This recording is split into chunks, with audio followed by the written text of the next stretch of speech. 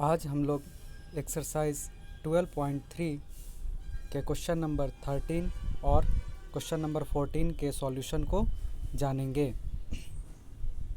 Question number 13 क्या कहता है? In figure a square O A B C is inscribed in a quadrant O P B Q. एक quadrant है, क्या है? O P B Q. उसके अंदर एक square O A B C स्थित है। If O A is equal to 20 centimetre, O A की लंबाई 20 सेंटीमीटर है, तो find the area of the shaded region. तो हम लोगों को सैडेड रीजन का एरिया निकालना है। Use pi is equal to 3.14। Pi का वैल्यू क्या रखना है? 3.14। तो सबसे पहले हम इस फिगर को देखते हैं।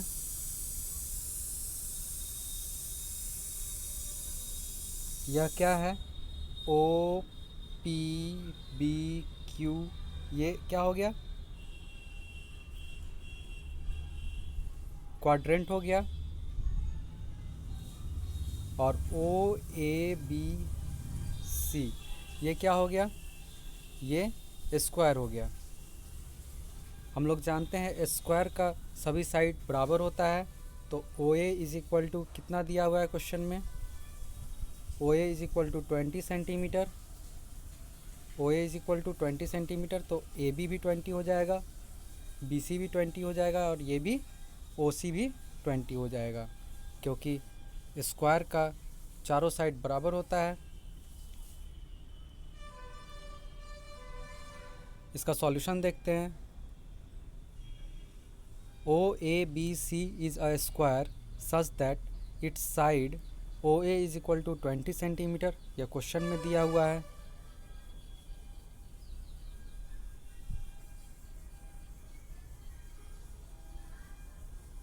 इस सैडेड रीजन को निकालने के लिए हम लोग अगर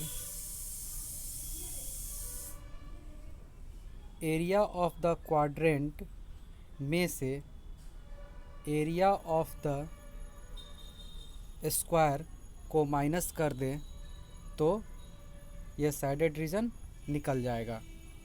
क्या करना है? एरिया ऑफ द क्वाड्रेंट हम लोग निकाल लेंगे, फिर हम लोग क्या निकालेंगे? Area of the square.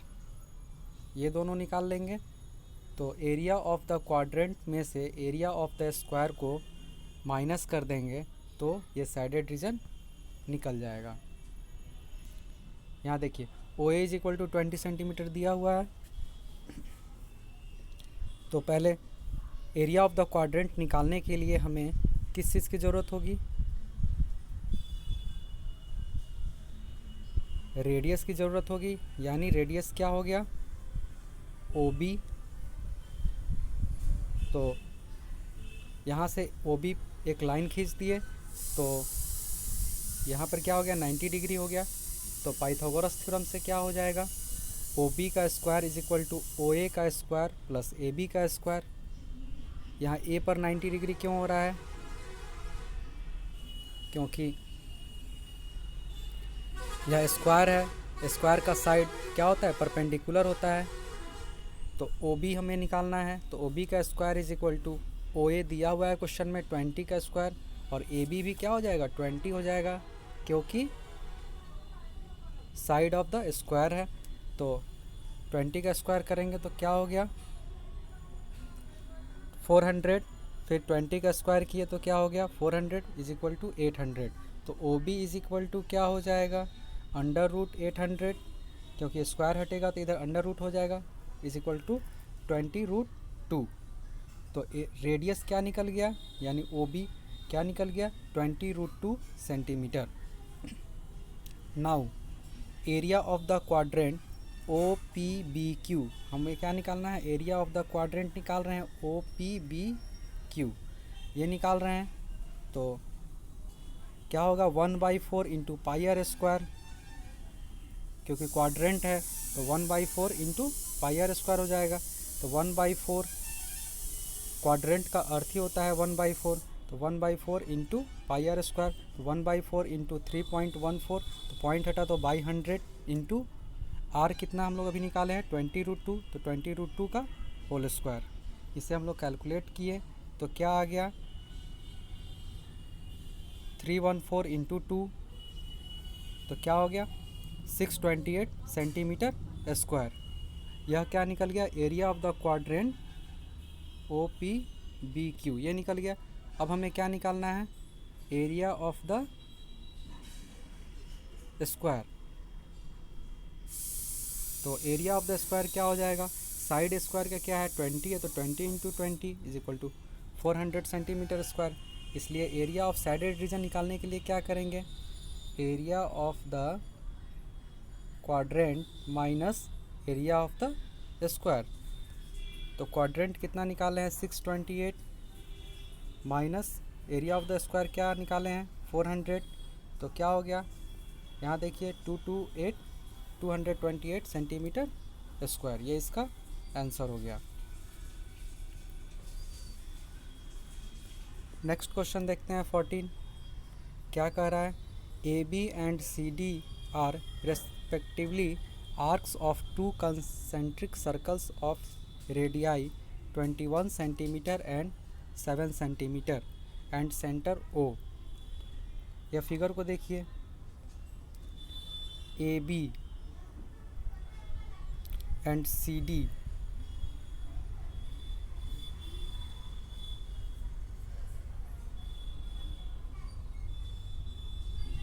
Are AB और CD, एक ये आर्क हो गया AB और एक ये आर्क CD हो गया।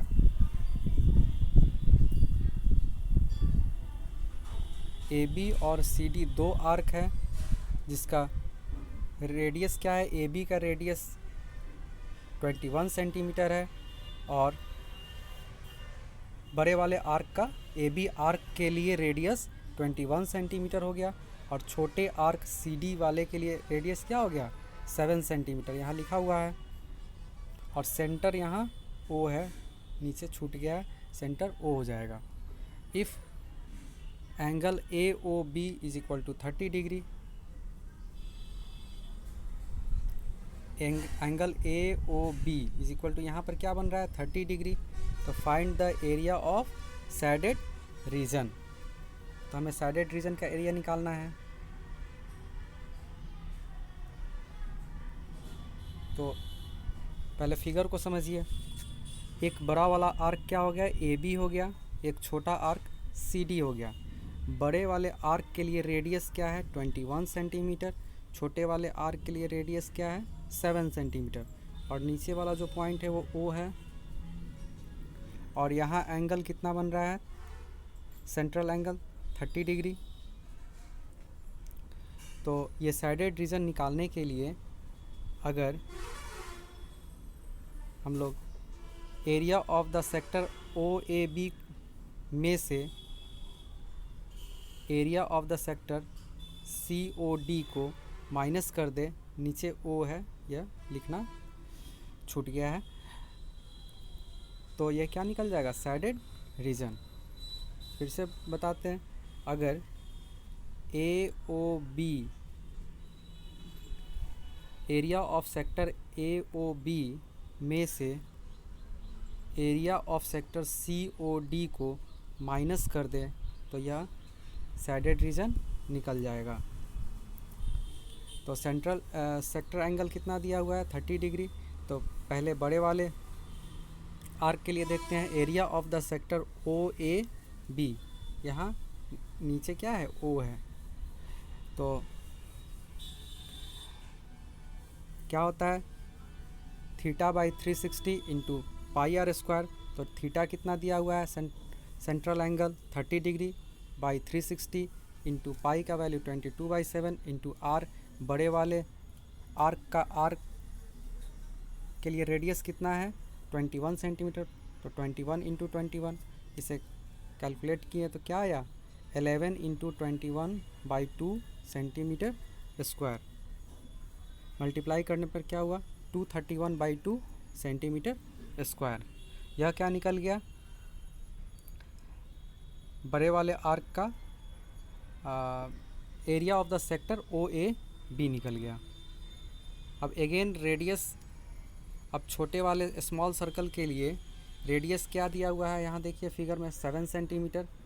यहाँ से यहाँ तक ये छोटा वाला सर्कल का आर्क है तो 7 सेंटीमीटर है। ऑल्सो सेक्टर ऑफ एंगल, इसके लिए भी सेक्टर एंगल कितना है, 30 डिग्री है। तो area of the sector O C D के लिए क्या करेंगे फिर, theta by 360 into pi r square.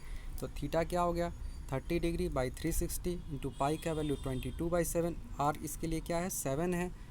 यहाँ देखिए आर क्या है, 7 है छोटे वाले के लिए। तो 7 इंटू 7, तो कैलकुलेट किए तो क्या आ गया, 77/6 सेंटीमीटर स्क्वायर। अब हम लोग को शेडेड रीजन निकालना है। तो बड़े वाले area of the sector O A B में से area of the sector O C D को माइनस कर देंगे। तो ओ ए बी क्या निकाले हैं, 231/2 माइनस 77/6। तो इसे कैलकुलेट करेंगे तो क्या आ गया, 616/6 सेंटीमीटर स्क्वायर। इसे फिर कैलकुलेट किए तो क्या हो गया, ये 3 से डिवाइड किए तो 2 से डिवाइड किए तो 2 3 जा 6 और ये 308 हो गया, यानी 308/3 सेंटीमीटर स्क्वायर। अब हम लोग नेक्स्ट क्वेश्चन का सॉल्यूशन अगले वीडियो में देखेंगे।